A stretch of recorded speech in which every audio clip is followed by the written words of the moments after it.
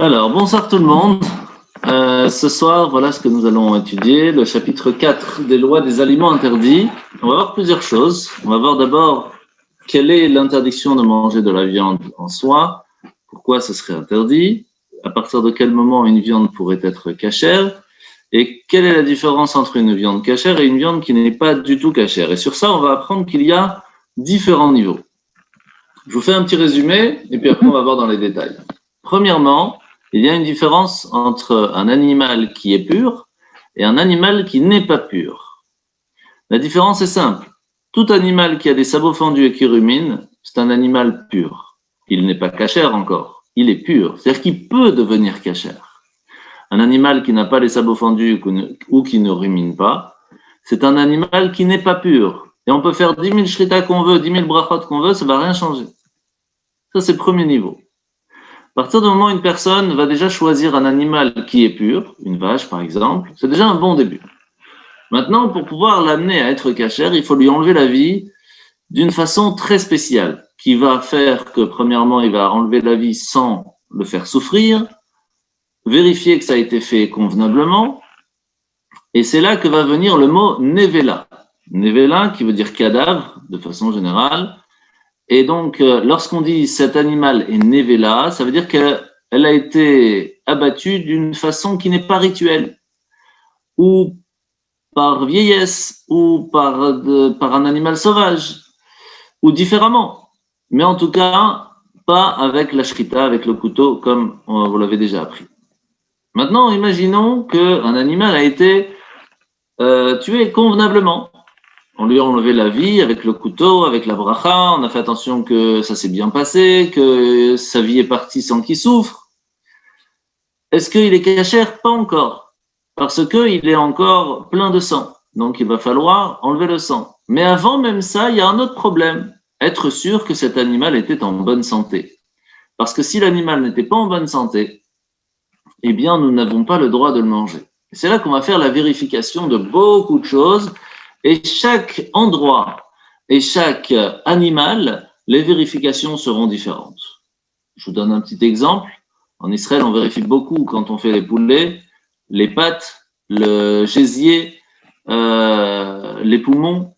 Pourquoi? Tout simplement parce que, étant donné que c'est un endroit où il y a pas mal de sable, donc il faut vérifier si à l'intérieur, le sable n'aurait pas, peut-être pas fait un trou dans l'estomac ou dans le gésier, ou dans, etc., etc. La même chose, étant donné que les poulets sont souvent dans des boîtes, donc ils sont assez écrasés, on doit vérifier que chaque patte n'a pas été coupée, et donc ça restera cachère. Si par contre elle n'est pas en bonne santé, c'est problématique. En Europe, on a moins de soucis de ce côté-là, parce qu'il y a moins de sable. Donc il y a des choses on vérifie quand même, mais moins, on va dire, moins fort qu'en Israël. Et il y a des choses qu'on va plus vérifier parce que en Europe, il y a encore plus dans les caisses, sauf bien sûr dans la partie cachère, et ça dépend où, ça dépend en Hongrie, ça dépend où. Et donc on doit vérifier un peu moins, mais maintenant de plus en plus on vérifie aussi. Donc on voit qu'il y a des différences. Maintenant, dans le gros bétail, il y a aussi pas mal de choses à vérifier. Qu'elle était en bonne santé de façon générale, qu'il arrivait à respirer convenablement, qu'il n'est pas tombé malade et qu'il a guéri, mais que c'était une maladie problématique. Donc on doit prendre le poumon, mettre la main à l'intérieur, vérifier. C'est là que la différence entre glatte et pas glatte peut venir. Le mot glatte qui veut dire lisse, c'est l'intérieur du poumon qui est lisse, qui veut dire qu'il était totalement en bonne santé. Alors, que se passe-t-il s'il n'est pas en bonne santé? Il n'est donc pas cachère. Quel est le terme exact?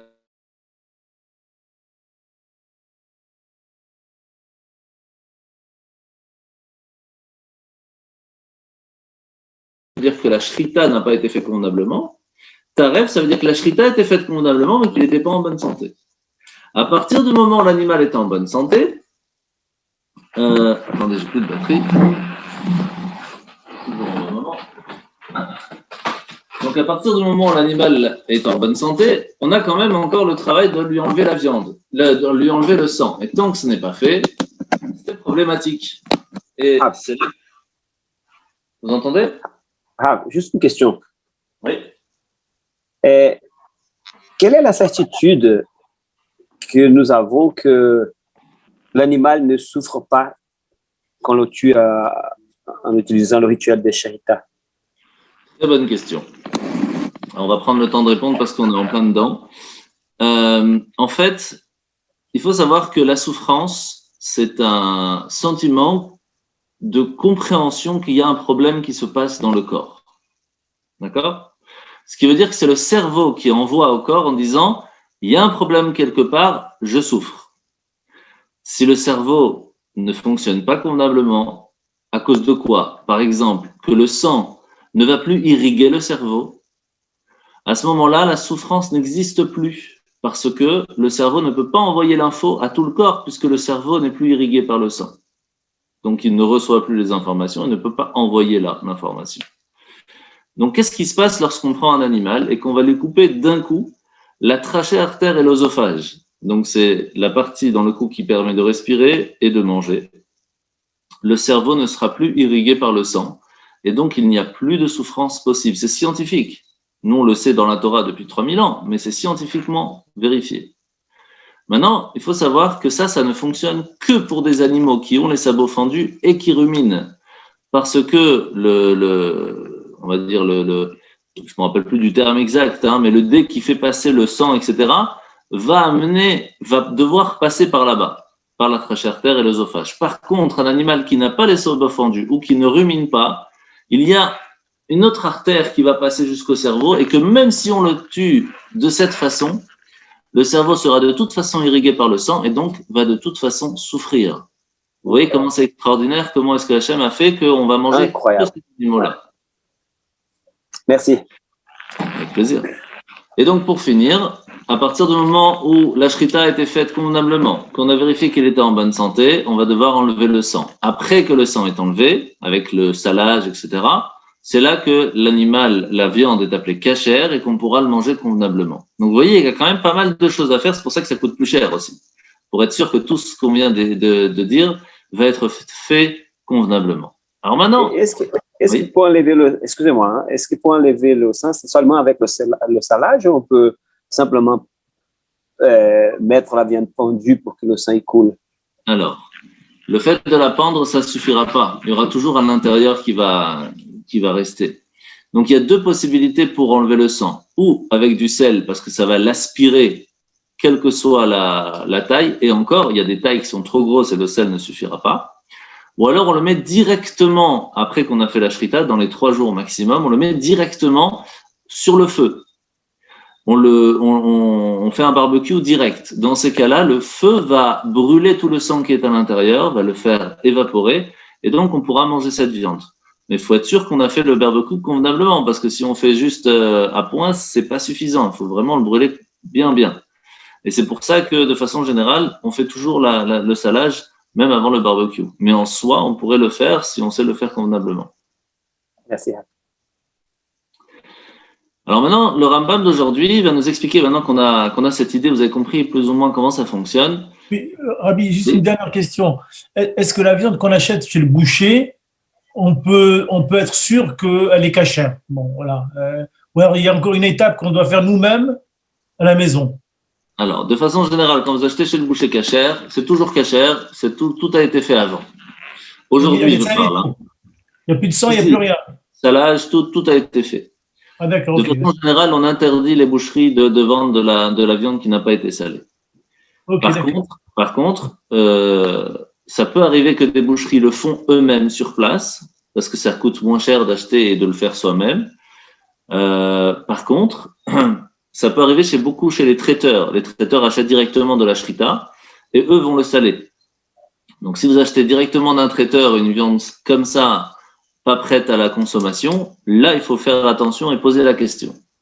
Par contre, ce qu'il faut faire extrêmement attention, c'est le foie. Parce que malheureusement, pas partout dans l'Europe, il y a cette obligation de ne vendre du foie qu'après cachérisation. Et c'est très problématique parce que quand on fait du foie et qu'on veut le cachériser à la maison, on peut rendre toute sa cuisine en quelques minutes plus cachère. Donc, faites attention si vous achetez du foie à la boucherie, vous demandez est-ce qu'il a été cachérisé. C'est très, très compliqué de cachériser du foie. D'accord, ok. Merci. Que ce soit du foie de poulet, du foie de canard ou du foie de bœuf, ça ne change rien. C'est très compliqué. D'accord. Bien, merci. Avec plaisir. Alors maintenant, on va parler de qu'est-ce qui se passe lorsqu'une personne va manger de la viande d'un animal qui n'a pas eu la shrita. Vous vous rappelez comment ça s'appelle? Nevela. Vous voyez, c'est marqué ici. Vous ne mangerez aucune carcasse nevela. Donc, tout animal qui n'a pas été abattu rituellement, c'est considéré comme nevela, cadavre, et donc, c'est problématique, et on ne peut pas le manger. Et si quelqu'un a mangé un kazaït, donc c'est le volume d'une olive plus ou moins, eh bien, il doit recevoir la flagellation, donc c'est les 39 coups. Maintenant, à partir de quel moment une personne, on peut lui dire, tu as mangé d'un animal qui est appelé nevela, seulement si c'est un animal kasher. Ça veut dire quoi, kasher? Je vais revenir sur le mot, c'est pur. Si c'est un animal qui n'est pas pur, c'est-à-dire que c'est un cheval, par exemple, cette viande, elle a un autre problème. C'est pas un problème de cadavre ici, parce que même si on fait la shrita sur le cheval, il sera jamais kasher. Donc, il n'y a pas de nevela, trefa, kasher, sang passant. Ici, c'est pas kasher du tout. Donc, ce sera un autre problème. Ce sera un autre interdit. Le fait, tout simplement, que la personne a mangé d'un animal qui n'est pas kasher. Là, on ne parle pas de nevela. Même chose si c'est un oiseau. Et il faut savoir que dans le fait de manger un animal, il y a aussi l'interdiction de manger d'un animal vivant. Par exemple, quelqu'un qui prend un tout petit oiseau, tout mimi, et il le gobe comme ça, bah aussi c'est interdit. Premièrement parce qu'il est vivant. Deuxièmement parce que même s'il n'est pas vivant, il y a le problème qu'il a mangé une nevela, une carcasse. Parce que qui a fait la shrita? Personne. La même chose pour la chair d'un avorton. Parce que on n'a pas le droit de manger d'un animal tant qu'il n'a pas passé le 8e jour après sa naissance, parce que il n'est pas encore vraiment appelé qu'il est né à 100%, parce que on n'est pas sûr s'il va rester vivant ou pas. Donc, il est entre deux comme ça. Donc, toute personne qui va manger cet animal-là, c'est appelé un peu comme un cadavre, parce qu'en soi, il n'est pas 100% OK. Sauf si, à la place de rester 9 mois dans le ventre, il est resté 9 mois et demi. À ce moment-là, on sait à 100% que quand à la seconde où il sort, il est déjà vivant et il court déjà. Donc, dans ces cas-là, c'est autre chose. Mais s'il est né tout juste ou même avant le terme, on doit attendre 8 jours pour être sûr qu'il est bien vivant convenablement. La même chose pour le placenta. On ne peut pas manger le placenta. Par contre, étant donné que ce n'est pas vraiment considéré comme de la viande, il n'y aura pas de flagellation des 39 coups si quelqu'un va le manger. C'est interdit à la consommation, mais il n'y a pas de punition pour celui qui le mange. Maintenant, on va parler à trefa. Donc, vous voyez, jusque-là, on a parlé de nevela. Donc, c'est-à-dire qu'il n'y a pas eu de shrita. Maintenant, on va passer à trefa. Donc, ça veut dire que la shrita a été faite convenablement, mais elle n'était pas en bonne santé. La Torah nous dit, regardez ce qui est marqué ici, et de la viande jetée dans les champs déchiquetés, vous ne la mangerez pas, vous la jetterez aux chiens. Ça veut dire quoi ici? C'est qu'on parle d'un animal qui a été déchiré par une bête sauvage. D'accord? Comme un lion, une panthère ou autre. Dans ces cas-là, il est mort sans shrita. Donc, il n'est pas kasher. Et donc, ça ne va pas. Alors, je vous pose une question très simple. On a expliqué que s'il n'y a pas eu la shrita et que c'est le lion qui l'aurait tué, c'est pas trefa, c'est nevela, c'est un cadavre. Donc, de quoi on parle ici? Et c'est comme ça que le Rambam va nous expliquer que le lion l'a blessé très gravement. Le berger arrive et il voit le mouton qui est déjà blessé, qui va bientôt mourir. Il dit, tata, j'ai mon couteau avec moi, je fais la shrita. Comme ça, au moins, je pourrais le manger. Eh ben, on te dit non. C'est peut-être pas nevela, parce que c'est pas un cadavre, tu as fait la shrita. Mais elle est trefa. Elle n'était pas en bonne santé, elle n'allait pas vivre après ce coup. Donc, quel que soit le problème qui fait qu'elle n'aurait pas pu vivre toute seule, elle n'est plus cachère, même si on a fait la shrita convenablement. C'est ça qu'il faut faire très attention. Parce qu'il ne peut pas survivre du coup qu'il a reçu.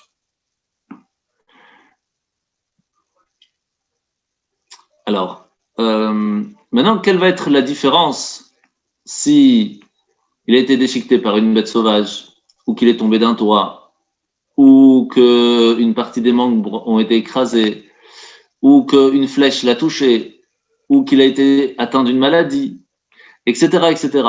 À partir du moment ou le coup qu'il a reçu, ou la maladie qu'il a ne lui laisserait pas la possibilité de finir l'année, ça s'appelle qu'il n'est plus en bonne santé. Et donc, qu'est-ce qui se passe dans ces cas-là? Même si on fait la shrita, l'animal sera interdit. Et c'est pour cela qu'on doit, après avoir fait la shrita, vérifier tout ce que je vous ai expliqué tout à l'heure, selon les animaux, selon les endroits, les différentes choses, les poumons, les pattes, etc., etc. Donc, il y a pas mal de choses à vérifier. On a une question écrite. Finir l'année ou même passer 30 jours. Ça va dépendre des animaux. Les animaux, on attend la journée. Il y a des animaux, on va attendre 30 jours. Il y a des animaux, on attend l'année. Ça va dépendre de beaucoup de choses parce que ça dépend de quel coup il a reçu. Si c'est une maladie qui est problématique, on attend que la maladie se finisse. Si c'est un coup, on attend de voir s'il guérit. Si, de façon générale, on voit qu'il est plutôt âgé. Donc, il y a pas mal de choses. C'est pas tout à fait fixe. De façon générale, on utilise le fait qu'il va pas finir l'année. Ça veut dire que il n'est pas en bonne santé. Maintenant, il y a différents niveaux après dans quel est le problème qui a été reçu. Alors, maintenant, la même chose. Celui qui va couper la chair d'un animal vivant, c'est tréfa, c'est interdit. Et là aussi, flagellation, c'est certain. D'accord? Alors, pourquoi, vous allez me dire, pourquoi est-ce que quelqu'un ferait ça? Alors aujourd'hui, de façon générale, c'est plus tellement le cas. Mais il faut savoir qu'avant, il n'y avait pas de frigo. Donc quelqu'un qui avait une vache, je parle pas des juifs, hein, quelqu'un qui avait une vache et qui avait un petit creux, si tuait la vache, il allait jeter tout le reste. Qui allait manger? C'était pas sûr qu'il allait réussir à tout vendre. Donc c'était très problématique. Donc qu'est-ce qu'il faisait? C'est triste, hein? Il coupait un petit morceau, ça guérissait après, et lui, il mangeait tranquille son petit barbecue. C'est grave. C'est des choses qui ne doivent pas se faire. En tout cas, pas chez nous. Mais c'est des choses qui se faisaient. Oui. Non, mais j'imagine la scène d'aller couper un steak sur une vache vivante. Ouais, c'est pas sûr qu'elle soit contente. Ça s'est fait il y a pas si longtemps que ça en France. Hein. Ah oui, c'était des voleurs. Ben, c'était des voleurs. Oui, c'était des voleurs voilà, ils coupaient soit un membre, soit un peu de viande. Ouais. Ah, c'est encore plus rigolo, monsieur Enini. C'est un voleur. Non, mais c'est triste, mais c'est un des interdits qui est très grave. Ouais. Alors maintenant, par contre... C'est pas très rigolo pour la vache, quoi. Oui, c'est ça. Alors imaginons qu'un animal, il commence à être malade, mais pas malade du fait qu'il a reçu une maladie. Simplement, il commence à vieillir et ses forces à diminuer. Et on sent qu'il va pas tenir très longtemps. Dans ce cas-là, c'est là que va venir l'idée de savoir, comment savoir si oui ou non, il est encore permis à la consommation, parce qu'en fin de compte, il était en bonne santé, c'est juste qu'il était très âgé. En soi, si on lui a fait la shrita convenablement, normalement, ça devrait être cachère, parce que, en fin de compte, il n'était pas en mauvaise santé, c'est juste qu'il n'y avait plus beaucoup de force. Alors, c'est là que l'on va vérifier s'il avait des convulsions. Le fait de montrer qu'après qu'on lui a enlevé la vie, il continue à bouger, ça montre qu'il avait encore des forces pour tenir assez longtemps et donc que sa santé était totale. Même peut-être pas 100%, mais assez pour qu'elle soit cachère.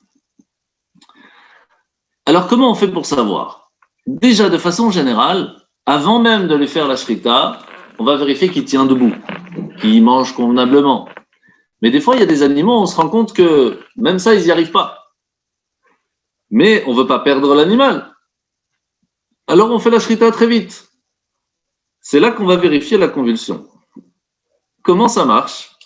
Alors avant de vous donner la réponse, je vais vous expliquer comment ça marche. Le cerveau, c'est lui qui envoie les informations. D'accord?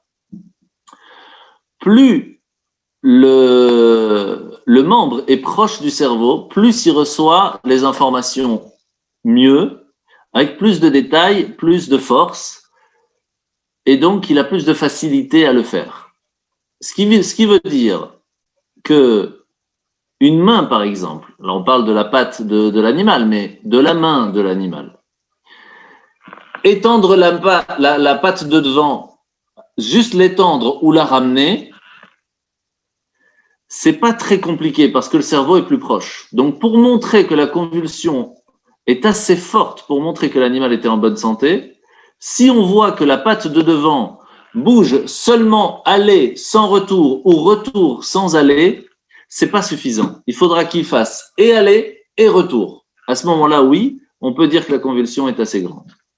Par contre, étant donné que la jambe du bas, du pied, elle est plus loin du cerveau, le fait même qui va faire ou l'aller ou le retour est suffisant pour montrer que l'animal était assez fort et en bonne santé pour pouvoir être appelé un animal cachère. S'il n'a pas fait ce minimum, alors l'animal n'est pas cachère.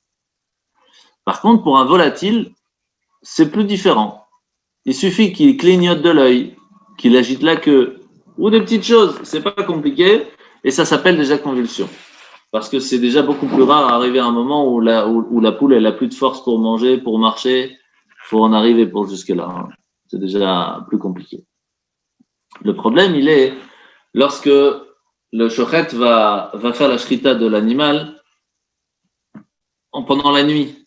Et là, on va pas réussir à voir s'il y a des convulsions ou pas. Comme on ne sait pas, c'est pas cachère. Maintenant, on va finir avec autre chose.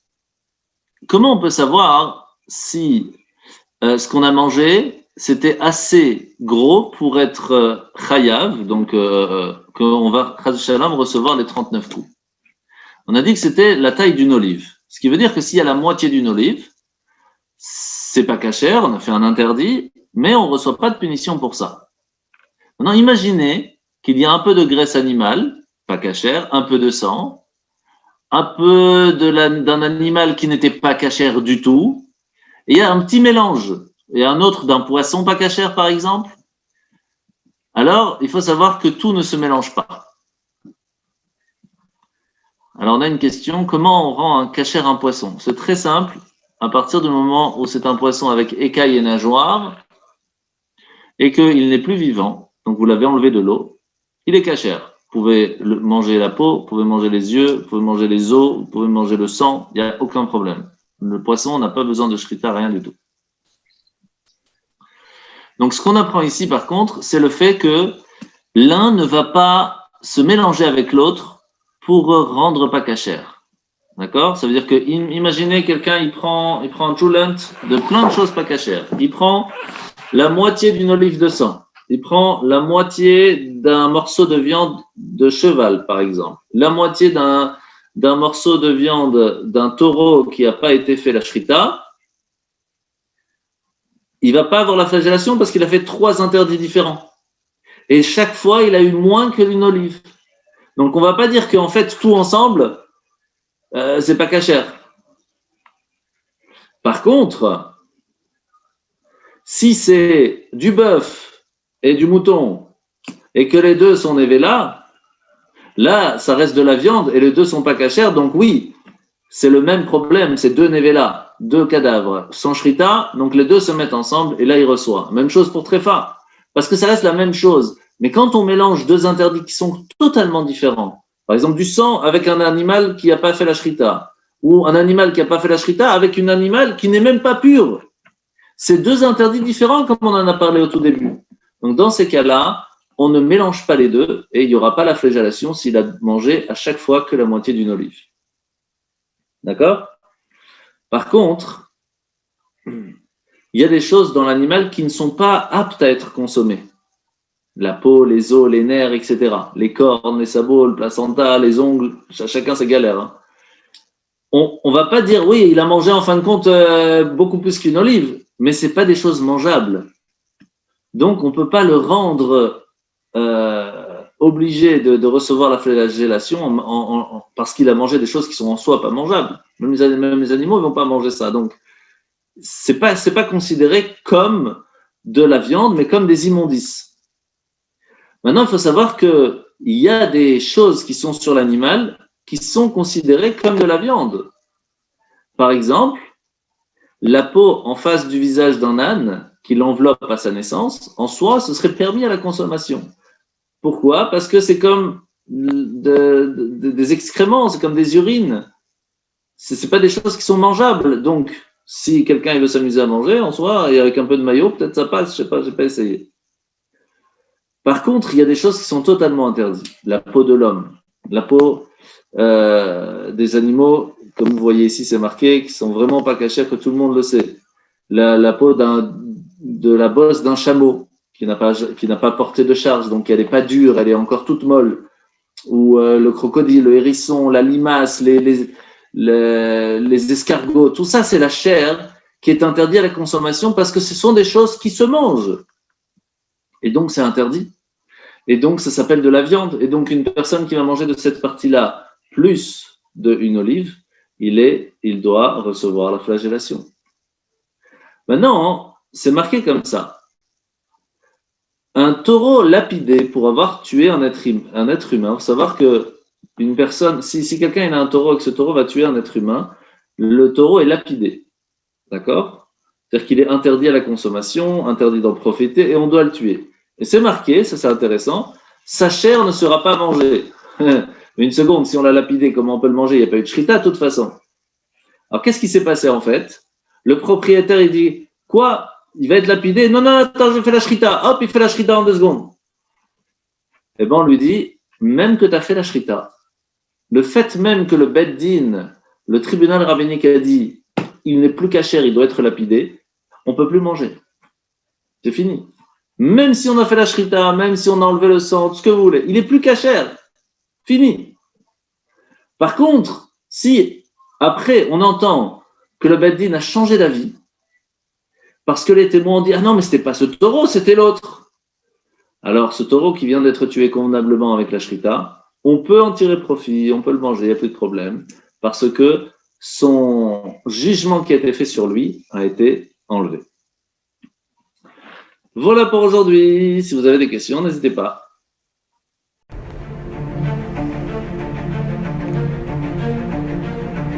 Et si connaître toute la Torah était possible, plongez-vous dans les joyaux de la Torah. Étude du Rambam, le Maïmonide, cours de qualité par des rabbins francophones aux 4 coins du globe. Un chapitre chaque jour, à raison de 20 minutes, pour finir en moins de 3 ans l'apprentissage de la Torah. Relevez le challenge, tous les soirs en direct à 20h30 ou 21h30 heure israélienne.